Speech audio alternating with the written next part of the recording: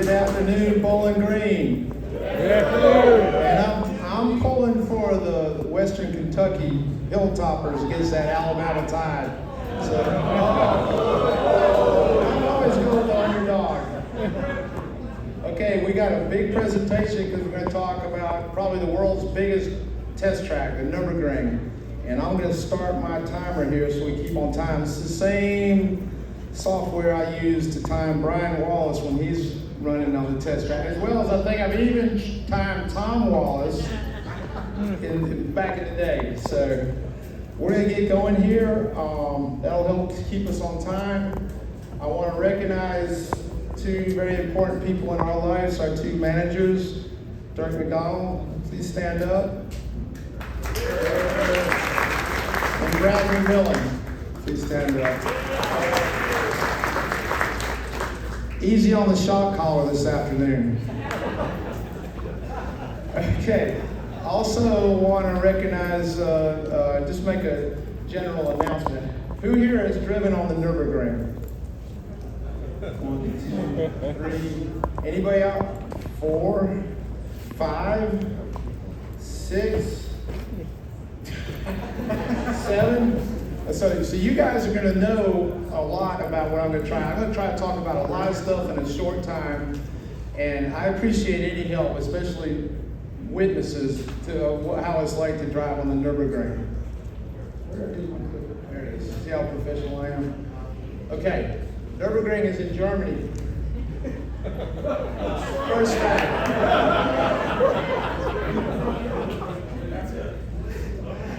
Oh God.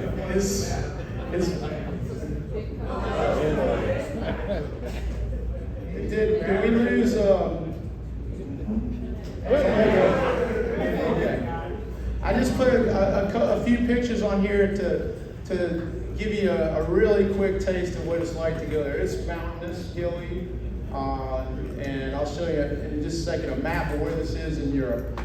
I'm going to practice my German. I've been working on German my whole life. Took it in graduate school, took it at Michelin, and I go there and do common special stuff at the Nürburgring and try to talk to test drivers and things like that in German. Die Grüne Uhr. Does that sound German to y'all? Okay, but it means the green hell. That's the nickname for the Nürburgring.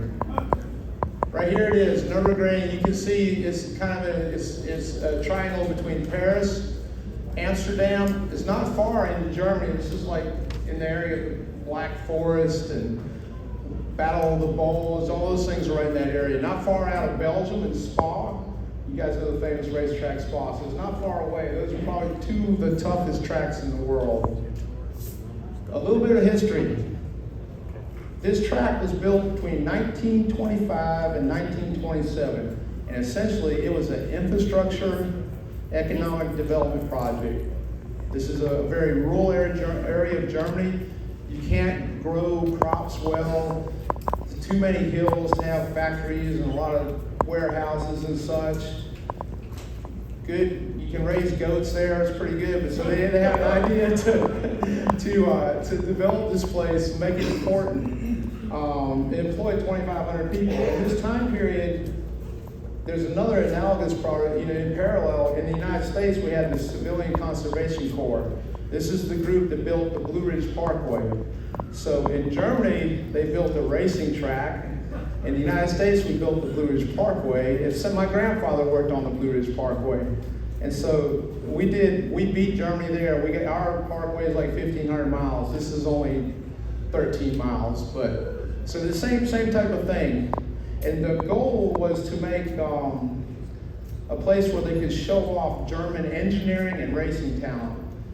Previously, a lot of people would go do races in Italy. The Targa Florio was a very famous place, and the Ferrari guys were there.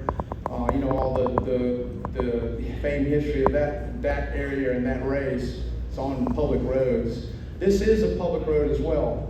There were two circuits originally. There was the Nordschleife, another German word. Does that sound good to y'all?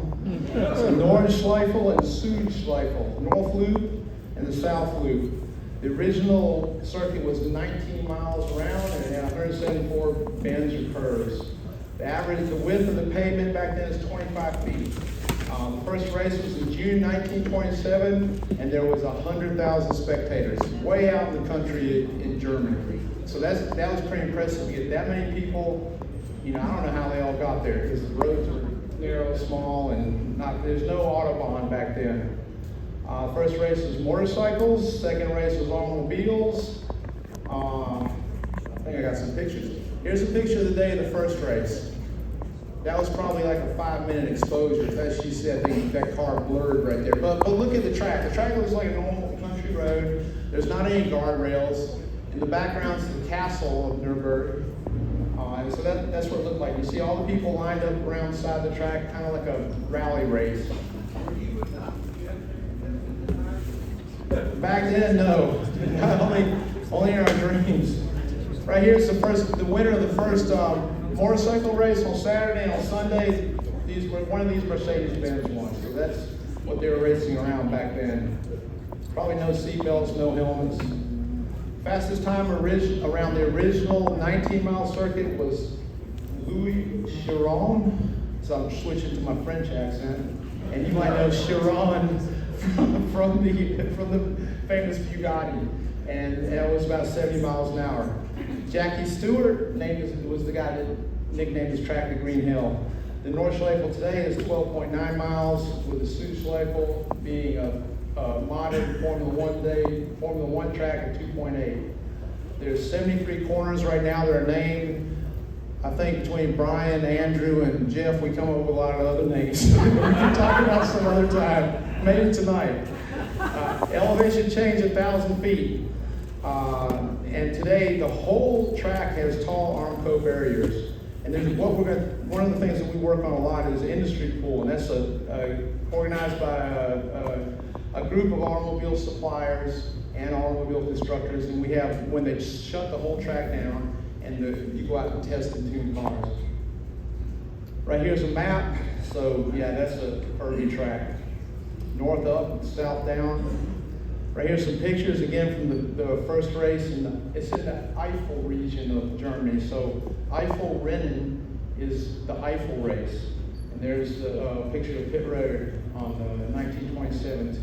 On the other side of the screen, you see the German Grand Prix of 2019 and the 24 Hours of Nurburgring in 2023. So this is a massive stadium. It's really big motorsports area, lots of fans and daily users. This is the iconic picture from, have you guys seen this before? The iconic picture of Jackie Stewart and Graham Hill. So, they're flying. Those are missiles, in the 1968 German Grand Prix. My wife was born in 1968. I told her I was going to put a picture up here, and she wouldn't let me do it. I could have picked any baby, but 68. I was really honored early when I had long hair and I was a lot younger and smarter on the computer like Jeff is now, that Jackie Stewart did a final ride sign-off on some tires designed for Ford. He was always the last guy to sign off. He said they were, now this is not, you shouldn't brag about this, but the best handling tires he's ever driven on a Lincoln or a Continental. So they were early, Michelin's first run flats. Brad worked with Ford back in those days. You might remember that. Yep. Niki Lauda. You guys know Niki Lauda? Austrian. He was famous there. He had the very dangerous accident where they shut down Formula One on the Nordschleife. This is a famous picture right here. Industry pool in 2018. That is the C7 ZR1, and that's Jim Merrow driving. And the commentary on the bottom is the point of this. That's a beautiful car. I love red Corvettes. But that was one of the first times in a while Ferrari had been testing at the ring. And Michelin had European office invited them to come test.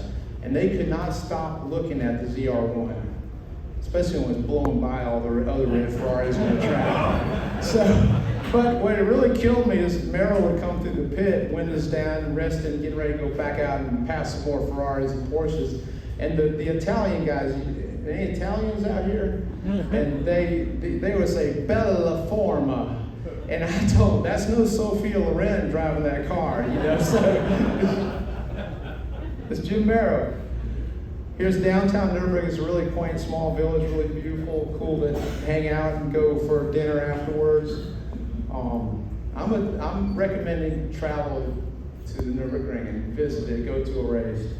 Right here's a map of the track. It's got all of the corners labeled, or the big corners labeled on it.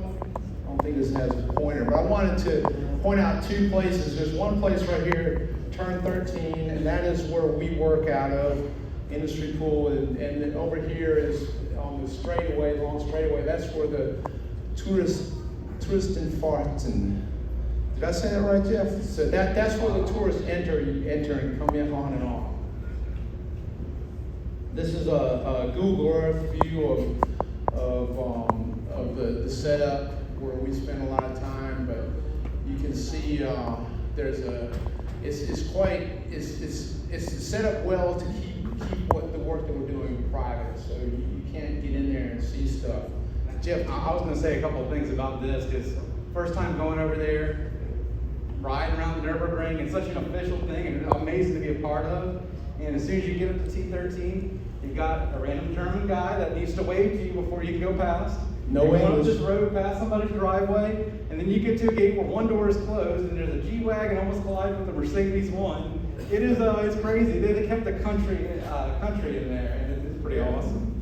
Backyard One safety car is a barbecue. Dodge Ram. Yes.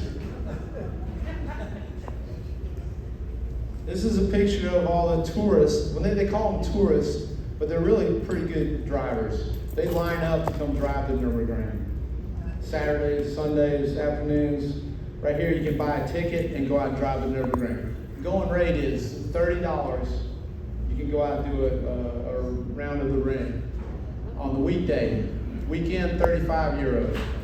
And just like being a member of a swimming pool, you get a €3,000 pass and you drive any day you want. Just one warning, if you go out there in a rental car, they have people that are paid by rental car companies to spot your rental car and send it tag you. And believe me, you do not want to get a ticket because they might make you work, a month in Germany or something. I had a buddy that went over there with his whole family to do Le Mans, and he came up to the desk in Paris to rent a car, and the young man, the French man at the front desk says, the interdit de conduire en Europe, which means you are not allowed to drive in Europe. And because the year before, he said, I'm going to drive my car on the Nurburgring. So he got caught, and they remembered, and they would not rent him a car. His whole family's coming. So his wife had to rent the car to go travel around Europe after we're done. So don't drive a rental car out there. You can pay to get a car and drive. And everything goes out there. This is a motor scooter. So, anything is allowed. I don't know how many horsepower that has. He's got the official leather suit on, but that is a modified muffler on there, so maybe it wouldn't stay out everybody's way. Here's a line when it's a really popular day. They line them up on the straightaway to get out and do a run. Anything goes. So this is back probably like 1971 or something, anything goes out there. And actually here they didn't have as much fence up. You see people on the side of the road. Not a good place to stand. Okay, so here's the cost of an average crash for a tourist driver. It's a little bit over $2,000. And it is, set up cones is $250. Guardrail is $30 a meter, and they got like 5 guardrails high. Safety car, $70, $140 an hour. Wages, $120 an hour, and complete closures, $1,500 an hour. So you don't want to have a wreck. And here's somebody wrecked their smart card, and they'll get you off real quick to save money. They just pick you up, put you on the back, and drive you off. I want to get more into the technical stuff and why this is such a dynamic and great track to develop and tune and work on understanding tires and automobiles. This is an elevation chart going across the track, and and I like hill climbs. You see, there's 3 steps down about halfway through the loop. the Nordschleife, and then one giant hill climb. All kinds of corners, all through here.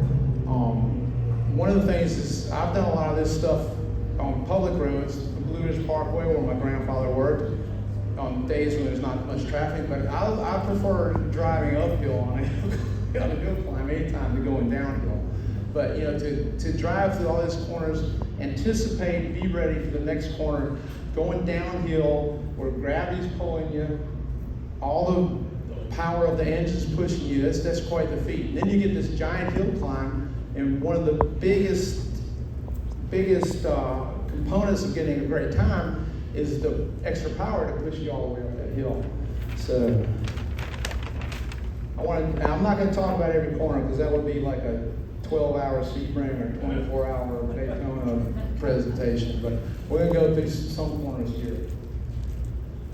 First one is Quiddelbacher Hull, or Flugplatz. That's one of the flying areas.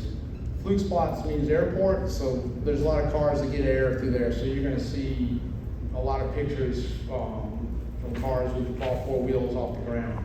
And it's really important because you go from not being in control, full downs, all the wheels off the ground, to going down a hill and have to get ready for the next corner. Precision is extremely important. And you can see the little jumps as I've noted on the elevation chart. Right here is Flugplatz. This is with a private magazine or something in Germany. Tires are off the ground. Right here is a CA Z51, again, tires off the ground. C6 Z06, tires off the ground.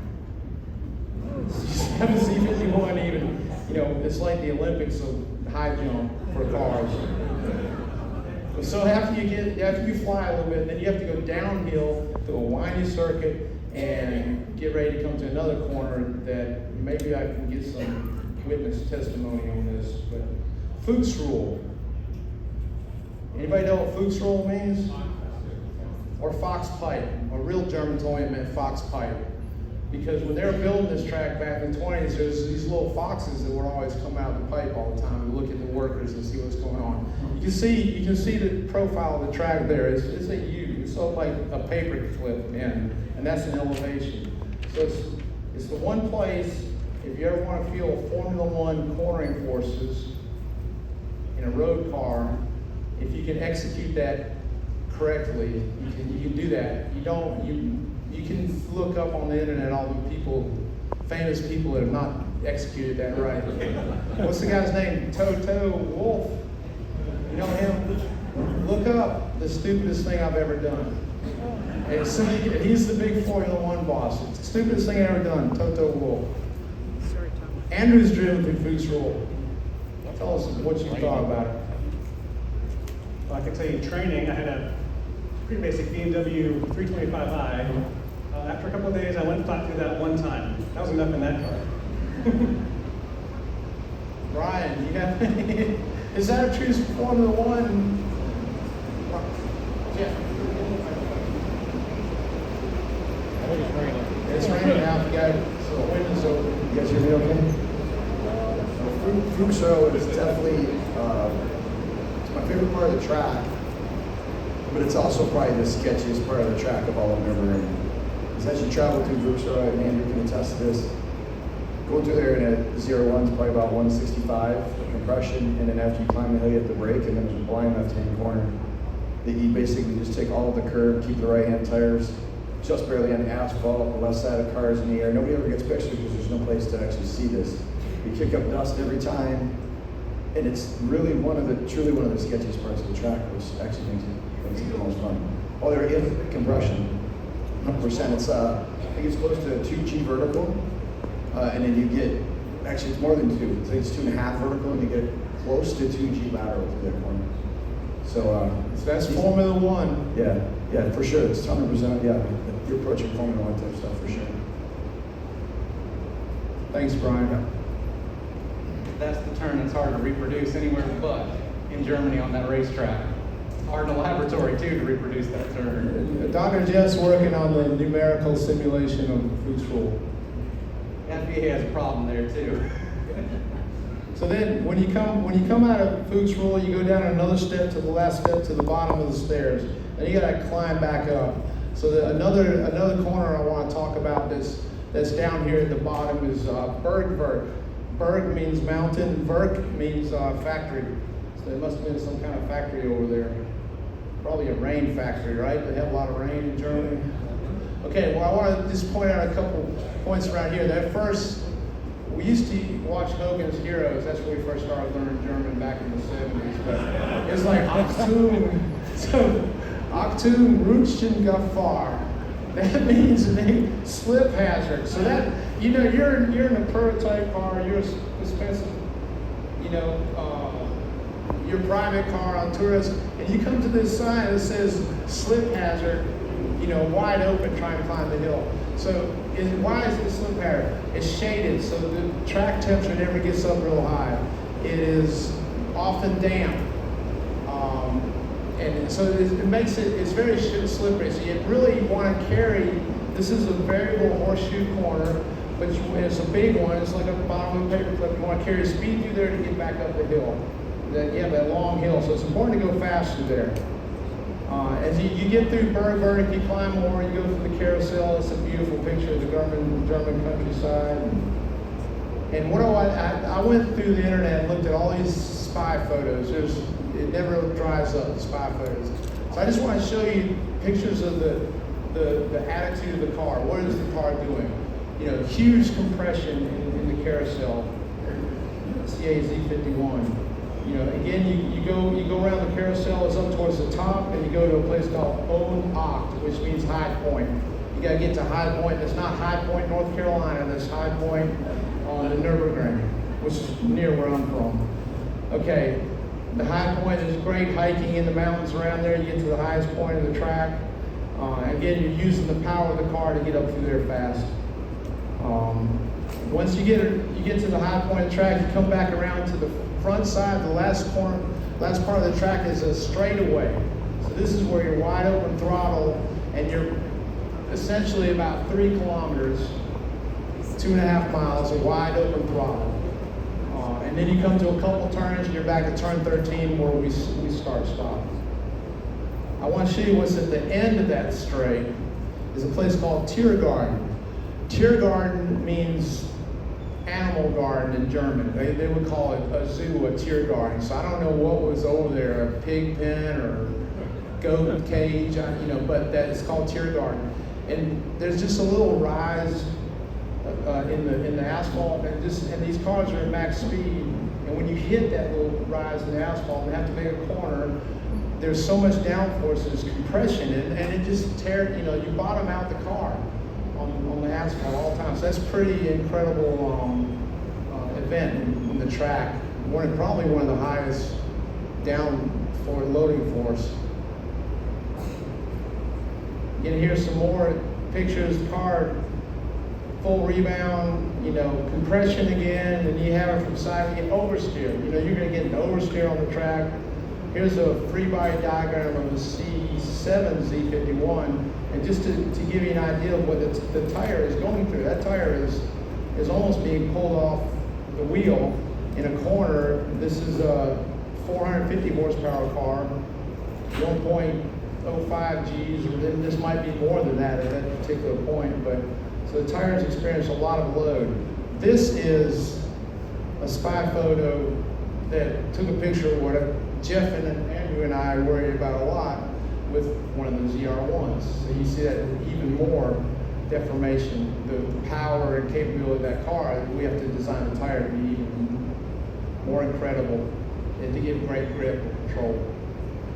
Again, we went through this a lot in our discussion about run flat tires at the bash. So we're going to skip through this really quick. But one of the really special things about your run flat tires is they're asymmetric in nature. The stiffness of the sidewall is asymmetric from outside to inside. You see the thickness of the sidewall. The outside sidewall is made for grip, comfort. Inside sidewall is made for transferring braking torque, acceleration torque, cornering forces to the wheels, and it will give you run flat if the rare chance that you have that situation in need. Jeff, you want to talk a little bit about the contact patch? Yeah, we got exactly what Lee's talking about modeled up so you can see what's going on under heavy cornering. The whole contact patch tends to shift to the outside of the tire over here. And that really supple outside sidewall lets that thing grow as long as it possibly can, while the other side's keeping it rigid and a tight connection back to the car. And that's really important to telegraph what the tire's doing back to the driver so they can get around the track as fast as they can. Here's a really good picture of, this is another track in America, but it was a CA07, and you know, you're going around that corner at max lateral acceleration. You only have two wheels, potentially you only have two wheels, two tires are holding the car on track. So I put this together to kind of talk about how much goes into a tire. It's a really unique place in the whole world of automotive testing, and I think the key reason that we keep going back to test things there. So I tried to do some calculations. You kind of go back to first principles and heat transfer, all these engineering things, but the bottom line was it's like 4x the amount of energy goes into a tire at the lap of the Nurburgring compared to anywhere else. And it's not just the cumulative power, but the cumulative energy. It's these bursts of power, like going through Fuchsrow and Tiergarten where you're scraping asphalt, that put so much back into the tires that we have to design for. And then I just pulled out some metrics I thought were pretty crazy, comparing our track at LPG and our Z07 compared to a similar car at the Nurburgring. It's just incredible. The average lateral acceleration was much higher. Max acceleration was at least 0.3 of a G. You can filter this how you want to get your answer. But the 60 miles an hour is what's insane, is how much cornering time you spend at triple-digit speeds and beyond. And in the new car, it's one level even more crazy than that. So it's a lot going on. And I think I have one more plot here that really sums it up for me. Yeah. So this is what most engineers look at, kind of first-order physics of what's going on. The famous GG diagram where you have lateral acceleration on the x-axis and longitudinal on the x-axis. A typical track in the US, I think this was our track down in Lawrence, compared to the Nurburgring. And in the US, you end up spending a lot of time in one little area so you can get back, but the Nurburgring, you're exercising the car around the whole perimeter, the entire lap. And it's just amazing, the combinations of speeds and accelerations you accumulate there, unlike anywhere else. Again, here's just some more spy photos showing this car is full compression on the left side and Jallis on the right. Here again is compression, left side compression with other side rebound. Here's this car right here.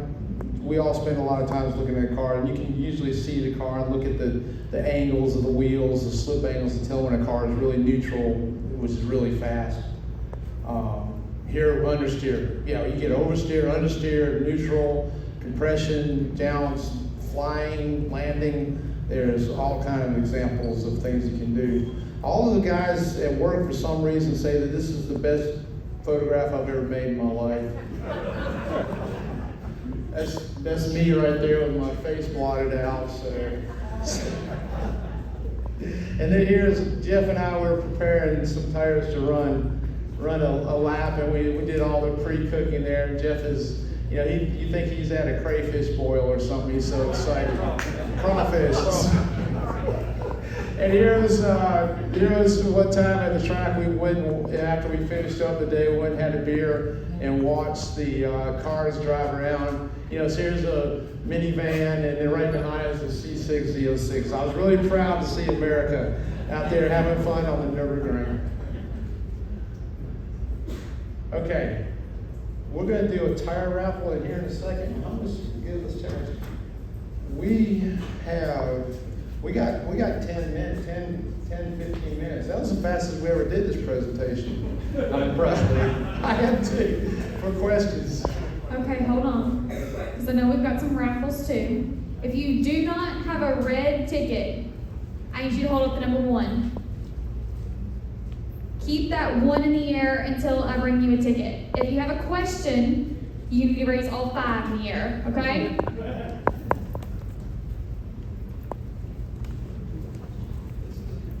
This is the biggest crowd we ever had. Thank you, God. Thank you. Thank you.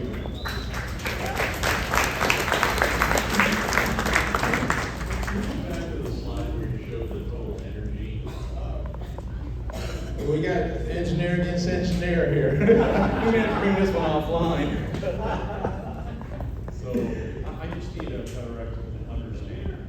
Fair enough, let's go. I can talk about that equation all day. I've got it written on my whiteboard at work too. There you go. Yeah. Okay, so you're saying 4 times more per lap.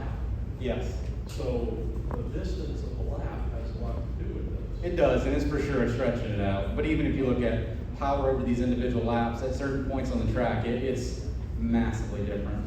But yeah, you have to go around a normal track 4 times to even get close to what you're doing at Nurburgring. Right, that's what I was. But you're getting so much different variation than hitting that same corner 4 times at the Nurburgring. It's just completely different.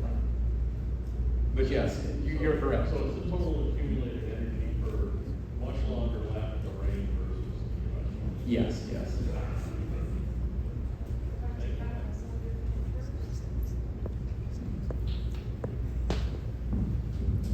Hi, I'm running Michelin, of course, on my car. I just got them. I've always wondered, being a street tire, how long can I drive? Because, we're from California, Arizona, so we got some wide open roads. How long can you sustain speed at like 140 to 150? Because it always worries me. I mean, I've done it for maybe a minute or two, and I get scared. Okay, you have to go back to the 1990s and drive up to Montana to do that, right? Or you have to be in Germany on the Autobahn. The Autobahn, the longest stretch of wide open, unlimited. How many tickets have you got on the Autobahn? At least one last time. Only one. I've Only never received one. my tickets. They tripped us. KPH. So there's not a really, really long stretch on the Autobahn where you can do that. If you went to Montana back in the 90s, Back to the Future, and went on an open road in Montana, you could go tank of gas.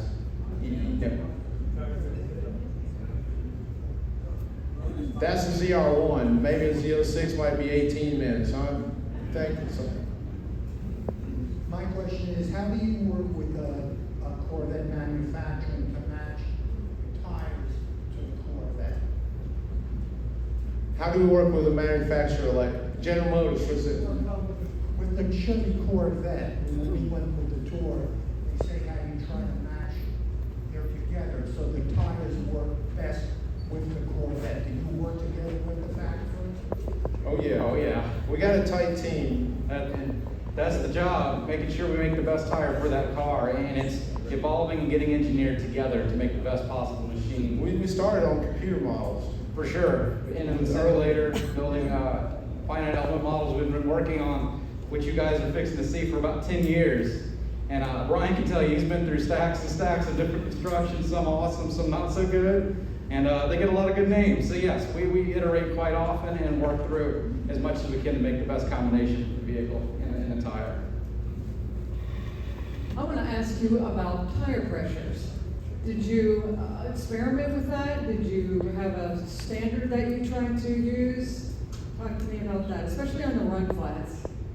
It's a great question. Tire pressure is everything. And it's everything because back in racing and max performance, it comes back to grip. You want a really low pressure in the contact patch zone develops the most grip. So you're trying to balance low pressures, and when they get low enough though, the tire doesn't have any support and it starts moving around a lot, and it makes the driver not be able to understand what the tire's doing and not be able to react to it. So you're playing the game of pressure versus stiffness coming back and what the driver can really feel.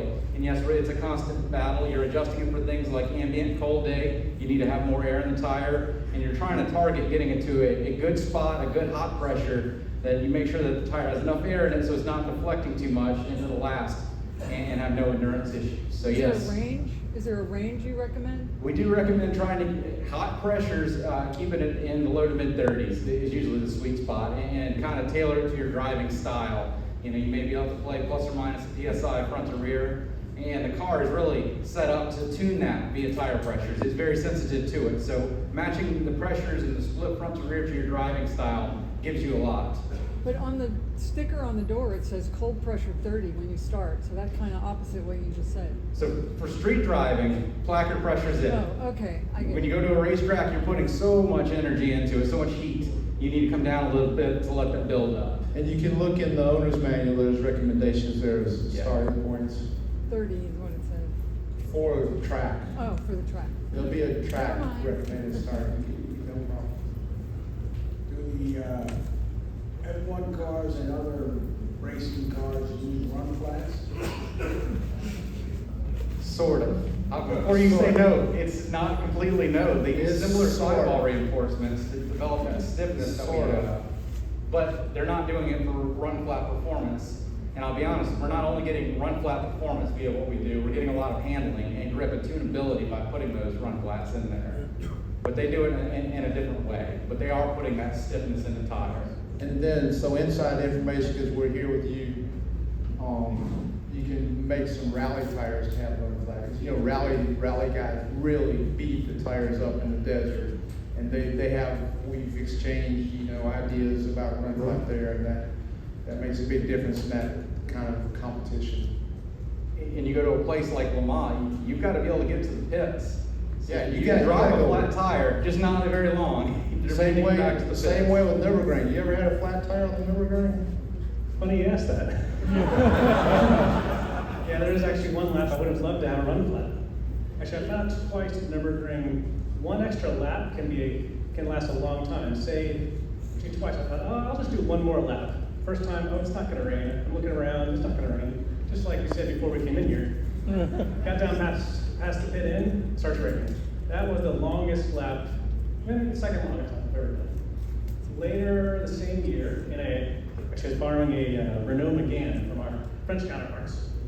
Again, I thought, all right, I'll do one more lap. I did two, feeling good, one more lap. Pass the pit in, get down to the first corner, I had a massive oversteer. Turned it again, massive oversteer. Looking at my dash in real time, trying to figure out what's going on. Don't see a TPMS light. I limped around. Yeah, it turned out this car does not have TPMS. I had picked up a nail. Lee has always been told the German roads are the cleanest in the world. I've had Germans say, Germans are clean, das ist gut, all the time. They never have the trash on the road, especially the Nurburgring. And we were arguing about run flat versus non-run flat. The same week, I bring the nail back to our counterpart. Yeah, I really could use a run flat in that lap limping in. Okay, guys, Nürburgring doesn't exist. What other racetrack would you use to do your tire testing like you would do it with Nürburgring? Boy, that is $1 million question.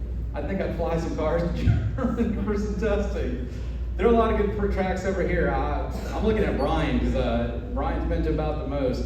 There's a lot of content at other tracks that mimic it. Another real key place that we look at is Road Atlanta. Turn 1 at Road Atlanta is some serious energy going into a tire, and that's a key benchmark location.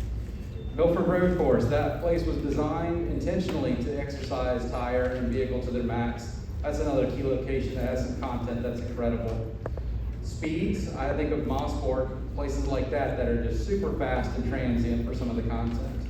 But you've kind of got to piecemeal it together. VIR is another great one for some unbelievable DS is super high speeds, just throwing a car through there. So you've got to go to different places to kind of get the content that's available in one spot in Germany is kind of more or less what I would say. Lee, you got anything? I agree with you. You have to piece it together. Here in the States, you can go to Nurburgring, it's all in one place. Spa in Europe, holy cow. Monza for high speed and braking. Nardo Ring in Italy. You know, there's places around, but Nurburgring definitely is all in one. Question. Well, with the run flats and tire pressures being so important, I have a German car and then a Corvette. Why would there be 10 pound PSI difference recommended by the manufacturer for the same run flat tire? Okay, you talk about use on the road. Yeah, road driving. Can you raise your hand? Okay, I got you right there. I was looking around for you. For road driving, it could be related to ultra high or speed use. They probably have a pressure in there based on the fact that you can run it on low speed streets, but also on the Autobahn at the same time. They have a very German culture, so when they set their pressures, They consider being used at high speeds as well. We consider that in our work. Is it a rear engine German car? Yeah, so those engines are heavy and yes, they have to put the pressure up real high just to carry the load of that engine. And maybe I'll add a couple of things. Load carrying is probably the primary one, but there's so much tuning and air pressure that you get out of it. Wet performance is a different game than dry performance, so maybe you're balancing things a little bit differently, and that's what the manufacturer wanted for that car. But it's a huge tuning tool on a vehicle. Was it the E-Ray we went up in wet? The Z06, we ended up going up on the cup Z06 went tires. higher pressures on the Z06 than the Z51 to make it really better in the wet traction. So wet traction, high speed, low carry capability, all those things come into the formula. Okay, now on this tire pressure issue, on the B pillar of those cars, the sticker, if you read the small print, it says this is the pressure you should run cold if the car is loaded to maximum gross weight. And of course, with a Corvette, that's 2 people and maybe a little bit of baggage. But for track driving, of course, you're probably going to be 250 to 300 pounds lighter. So is that where your tire pressure recommendation comes in, as the low 30s, hot? It comes low 30s hot pressure, and you've got to kind of work to that. And it comes in mainly just from energy going into the tire as heat. Breaks up the air, braking, cornering.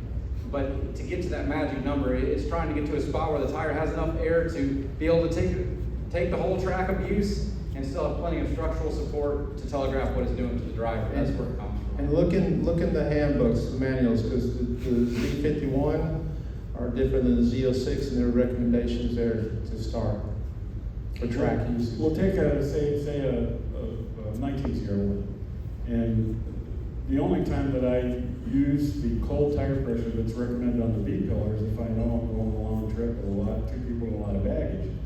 But normally around town, or if I'm going up to Anderson Crest Highway or something, I sometimes start out cold at like 28 or 30, and if I see it any higher than 35, I'll stop and let air out.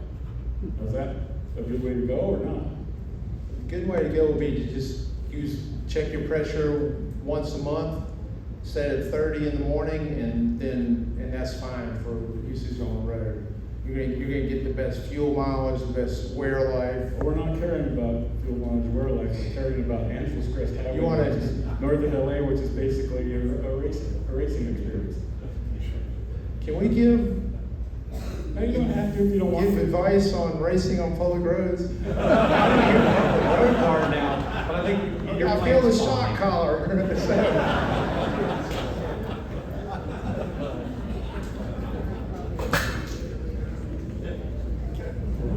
Hi guys. Can you talk a little bit about the difference between the regular C8 tires and the C51 tires?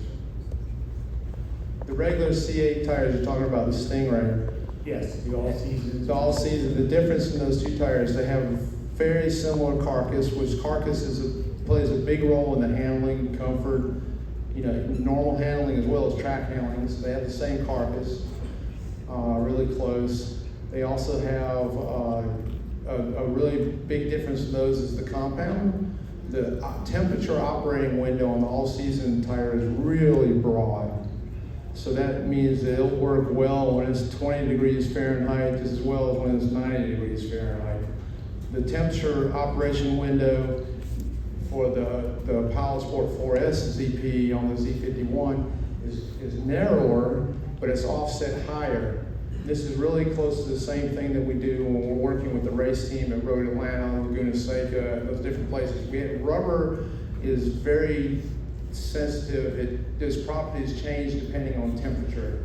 Stiff when it's cold, and soft and sticky when it's hot. So we have those compounds are formulated so that the all-season tire will let you do just that, drive in all seasons. Maybe you don't want to go in deep snow because you don't have all the biting edges of a tread pattern. But that would be the last thing I'd comment on is the tread pattern. The tread pattern of the summer tire is almost like ribs. You remember when Formula One had rib tires? So the summer tire is just ribs. where the all-season tire has a lot more features in it, lateral and longitudinal and siping. And we have those special sipes in them. What do we call those things? Crop circles? Hyperbolic crop circles. But it's a round sipe in the outside shoulder. It gives more biting edges for lateral use as well. Andrew tested those a lot up in Upper Peninsula and Houghton to have good grip. Yeah, don't be afraid to drive your Corvettes in the snow. You can ask Brian about that too. So when Corvette switched over to the mid-engine platform, did y'all have to redesign the Corvette tires to for the weight transfer corners? For which two versions? Just when they switched over to the mid-engine platform for the Corvette tires. Did you get that? Yes, when we switched to mid-engine. The mid-engine.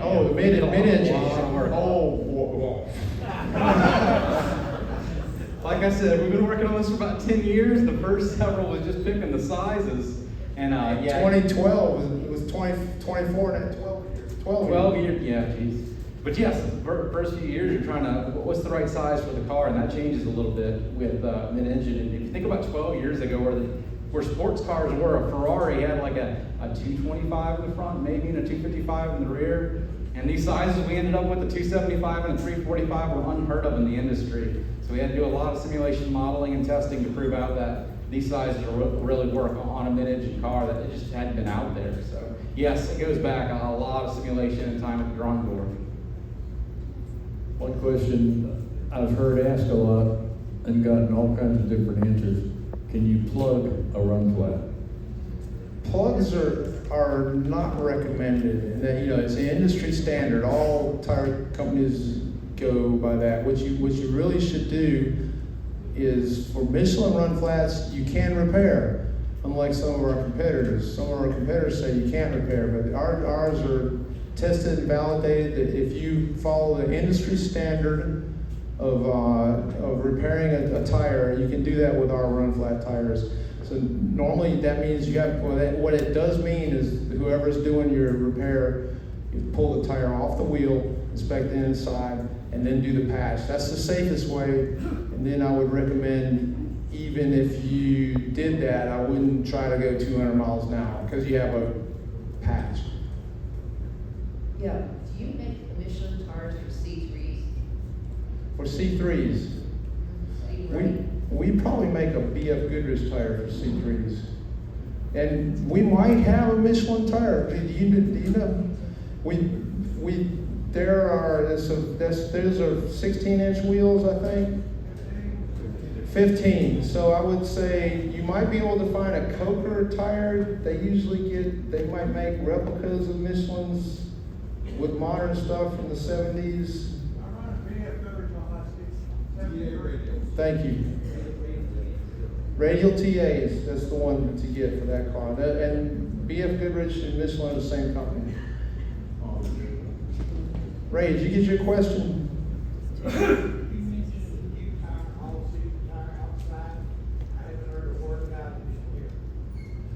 The new all-season tire. Pilot Sport All-Season 4 Plus is on the E-Ray. That's the one you're talking about. And so the E-Ray, that tire, Dr. Jeff designed that, and that tire is incredible in the snow as well as a 1G tire on the track. That's the 275s in the front and the 345s on the back. I've got a question. All Chevy dealers are really proud of charging extra for nitrogen. That's a requirement. Oh, you can't pick your car up if it does not have nitrogen in your tires. Of course, if it goes low, you're not going to find nitrogen on the road. You're going to put air in. So that extra couple $100 that Chevy is charging for the nitrogen, just give us a little bit of information on that. So I made an A in Chemistry 101. And back 50 years ago when I took that class, can I remember, I made great grades in chemistry. I think air is like, I'm just going to round it off and say 70% nitrogen, 78% nitrogen, and then 28% oxygen is not, that's 100. I still can get to 100, but it's the majority of regular air is nitrogen. What I would recommend, and if I was going to pay for refilling my tires with air, I would get dry air. Make sure that whoever is doing it is giving you dry air, and you can know your dealer, talk with members in your club and other people around. Find a place that has good dry air, and that way, taking the humidity out of the air, make sure you don't have any pressure spikes as the tire gets hot, especially when you're running on track. This is going to be our last question. If you go ahead and raise your hand if you have not received a red raffle ticket, we'll come around and get one to you now. Thank you for the presentation. My question is, when I'm looking at tires online from that company,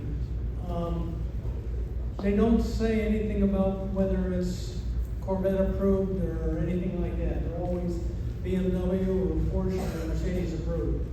Is there a difference in the tires online, and is there a difference in those approvals? If you look on Tire for Tires online, usually the really good online companies that sell tires, they will tell you if it's approved by an automobile manufacturer, whatever that automobile manufacturer is. The most important one is General Motors. At General Motors, it has a TPC number, and it's TPC, and it's a 1004, and they'll say that is approved for the the C7, Z51, and they'll have that code. If I'll tell you a little bit more information about that. It's a big plaquette. It's like that. It's like 2.5 inches long on the sidewall. If you have that TPC number, and if it's a ZP, you are 100% sure you got a run flat tire for your Corvette, because nobody else does that. If the number TPC 4-digit number, that's a summer tire. It says TPC 4-digit number, and it says MS. That means it's mud, snow, or all-season tires. That's a good way to help. And always look on MichelinMan.com. We have a tire size and finding help service there, as well as tell your dealer to call Michelin and ask them, make sure I got the right tire. And there's a phone number on that website. You can call them. They'll help you. Okay, so we're going to give away some